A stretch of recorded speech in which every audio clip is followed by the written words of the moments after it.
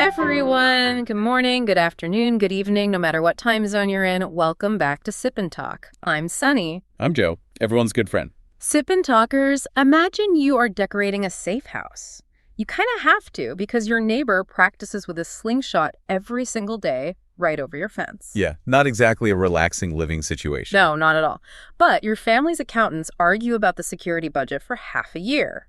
And finally, they reach a decision. They say, we will buy the absolute strongest body armor, but no helmet. Right, skip the helmet. Exactly. And we will buy the most expensive, top-of-the-line gun, but we are going to completely skip the scope and the security cameras. Why? Because, well, they are too expensive and they don't come with official itemized receipt. It sounds completely backwards. Right. But that bizarre scenario is exactly what today's show is about. Your analogy is pretty humorous, but the reality is much, much more serious. Let's look at the hard facts here. On May 8, 2026, Taiwan's legislature officially passed a 780 billion NTD defense special budget. Which, I mean, that sounds like a massive amount of money to the average person. It is, yeah. But context is everything here. The original proposal was for 1.25 trillion NTD. Oh, wow. So that is a huge gap. Exactly. That means 470 billion essentially vanished during negotiations. Right now, everyone from Taipei to Washington all the way to the Pentagon is asking the exact same question. Which is what?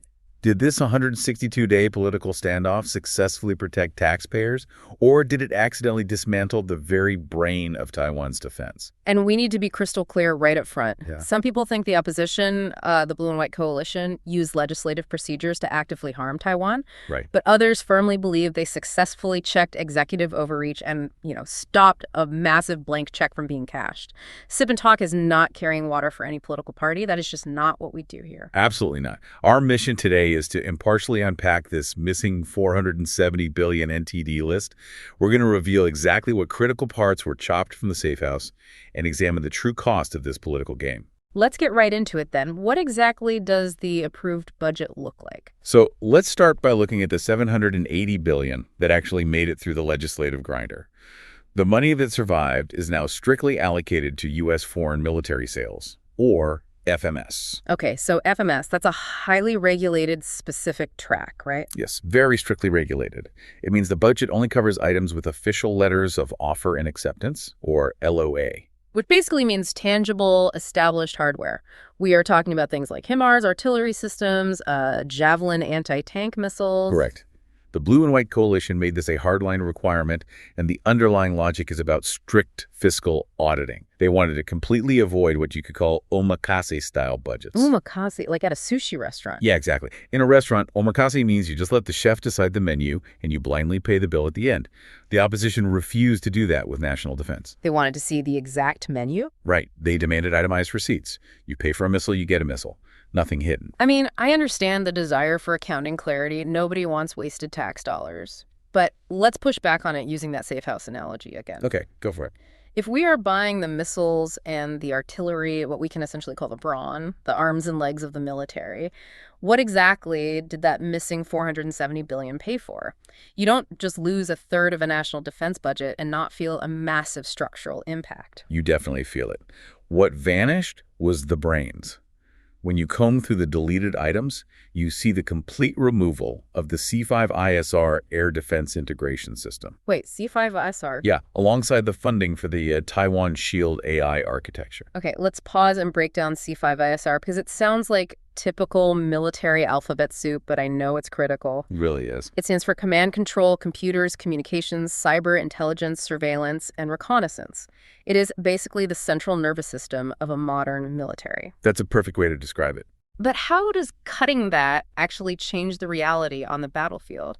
I mean, don't those HIMARS and Javelins come with their own targeting systems? They do, but individual targeting systems are fundamentally inadequate for modern combat. To really understand the impact, you have to look at how asymmetric warfare actually operates in 2026. Right. It's not World War II anymore. Exactly. We aren't talking about a single tank slowly rolling across an open field. A modern attack is completely saturated. Imagine hundreds of low-cost autonomous drones, simultaneous cyber disruptions shutting down local power grids, and hypersonic missiles all arriving within a 3-minute window. A human operator cannot possibly process that volume of incoming data. It's just too much, too fast. It's mathematically impossible for a human. Without a centralized AI-driven data sharing system like Taiwan Shield, your early warning radar in the north might spot a massive drone swarm. Right. Yeah. But it cannot instantaneously feed those targeting coordinates to your interceptors in the south. The Javelin operator on the beach have absolutely no idea what the HIMARS operator 3 miles away is doing. So they're essentially fighting blind. Pretty much. You have to manually communicate those threats, likely over jammed radio frequencies. So it's like having the fastest fiber optic internet connection in the world, but plugging it into a dial-up router from 1998. The data bottleneck renders the hardware speed completely useless. That is a fantastic way to visualize it. You possess highly lethal weapons, but your tactical vulnerability is extreme because your response time is totally fragmented. So the AI architecture was supposed to fix that? Right. It was designed to fuse thousands of sensor inputs into one cohesive automated threat picture in milliseconds. By cutting it, defending against a saturated attack becomes incredibly inefficient. You have the muscle, but no central nervous system telling it when or where to swing. Wait, but there's another layer to this. If the legislature just locked the door on 470 billion NTD in local funding, what happens to domestic tech startups tomorrow? It's a huge problem. Because this isn't just a military issue, it's a massive economic engine. The original $1.25 trillion budget wasn't just about shopping abroad for weapons. A huge chunk of it was meant to build a domestic industry from the ground up. The economic fallout is genuinely staggering. When the legislature slashed the budget, they completely zeroed out funding for domestic drone development. This funding was the absolute foundation for building the non-red supply chain. By non-red supply chain, we mean technology and hardware that is completely free of any Chinese components. No compromised microchips, no questionable firmware. Exactly. And building that from scratch is incredibly capital intensive. Yeah. You can't just hop online and buy cheap, off-the-shelf commercial parts. You have to reinvent the wheel securely. And securely means expensive. Very expensive. Yeah. To ground the numbers we're talking about here, erasing that funding wipes out an estimated 90,000 potential jobs. 90,000 jobs. To put that in perspective for everyone listening, that is roughly the size of the entire workforce of a small city just evaporating overnight. Yeah, it's massive. And these aren't entry-level warehouse positions. We are talking about high-tech manufacturing, software engineering, AI development. These are roles largely clustered in domestic tech hubs like Taichung and Chiayi. Right. You're also looking at a direct hit of roughly 400 billion NTD in potential domestic economic output. This exposes a fundamental misunderstanding of how defense technology works. How so? It requires continuous, guaranteed funding. You cannot ask a private tech startup to build a cutting-edge AI drone swarm, invest millions of their own money in research and development, and then tell them their funding is pending an annual legislative shouting match. Startups survive on guaranteed runway. If they don't have multi-year special budgets, they simply can't hire the specialized talent or secure the rare raw materials. Exactly. They will just pivot back to commercial tech or they will fold entirely. Which leads to a severe structural irony. Yeah. The opposition's stated goal was fiscal responsibility, right? Yeah. They wanted to prevent any potential corruption or waste by unproven local contractors. Yes, that was the intention. But by demanding traditional, itemized receipts for absolutely everything, they effectively locked Taiwan's agile Silicon Valley-style AI startups out of the global defense transition, To shut the door on their own tech sector. leaving the island completely dependent on legacy U.S. defense contractors. It is like insisting on buying an old, reliable mainframe computer from a legacy giant like Lockheed Martin just because it has a clear price tag. Instead of investing in the domestic cloud architecture of tomorrow, you are sacrificing future technological sovereignty for current accounting clarity. And that pivot hasn't gone unnoticed on the global chessboard, has it? Not at all. Washington and Beijing are absolutely scrutinizing this 162-day delay. The American reaction in particular has been highly revealing. What do they say? Well, the U.S. State Department issued what you might call a polite congratulations when the $780 billion finally passed. But they bluntly warned that slashing the budget by a third is effectively a concession to the CCP. Wait, they actually use that phrase, concession to the CCP. That is incredibly direct for diplomatic channels. It reflects deep underlying frustration in Washington. Furthermore, Trump is looking at this delay with clear impatience. Because of his transactional approach. Exactly. His foreign policy framework operates heavily on transactional logic and burden sharing. The administration views a 162-day partisan fight over defense spending as a severe lack of true unified resolve. That makes sense from their perspective. And the American Institute in Taiwan, the AIT, also flags serious concerns, specifically regarding the lack of asymmetric warfare tools in the final approved package. This raises a really uncomfortable question. With the Trump-Xi summit approaching at the end of 2026, does this budget cut give Washington the perfect leverage to deprioritize Taiwan? It's a very real possibility. I mean, if you look at it purely transactionally, if you won't buy the glass for your own security windows, why should the U.S. rush to cover the cost of the alarm system? You're identifying the core geopolitical risk here.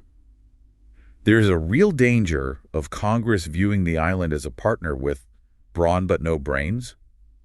The U.S. Department of Defense has a global strategy, and their industrial base is stretched extremely thin right now. Right. They can't just supply everyone indefinitely. No, they can't. If there's no funding for domestic production lines, for drones, for smart integration, the U.S. won't just sit around and wait for the legislature to agree. They might take that critical drone and missile production technology and transfer it to allies who are ready and willing to absorb it. Like who? Like Poland or Japan. Both of those nations are actively expanding their defense budgets and have the domestic manufacturing capability ready to go right now. Wow. Let's look at the actual outcomes of this 162-day gridlock then. It seems like the ultimate winner is China. They effectively lower the cost and risk of any potential military action because the asymmetric defense timeline is delayed. And Beijing didn't have to spend a single dime to achieve that outcome. Exactly. Meanwhile, the Blue and White coalition secures short-term domestic political points for proving their commitment to fiscal responsibility. The DPP secures a budget, but a severely crippled one. Right. Ultimately, the island's asymmetric defense timeline takes the biggest hit. This whole situation is just, it's messy. It forces us to examine the philosophical core of this entire debate. How does a democracy function when national security is weaponized for partisan leverage? It's a tough question. President Le Ching-te keeps repeating the phrase, different parties, same country.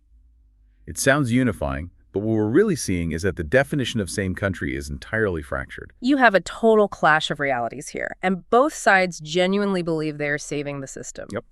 To the DPP, being in the same country means prioritizing immediate defense against what they view as a literal, imminent existential threat. Survival first, accounting second. Makes sense if you view the threat as imminent. Right.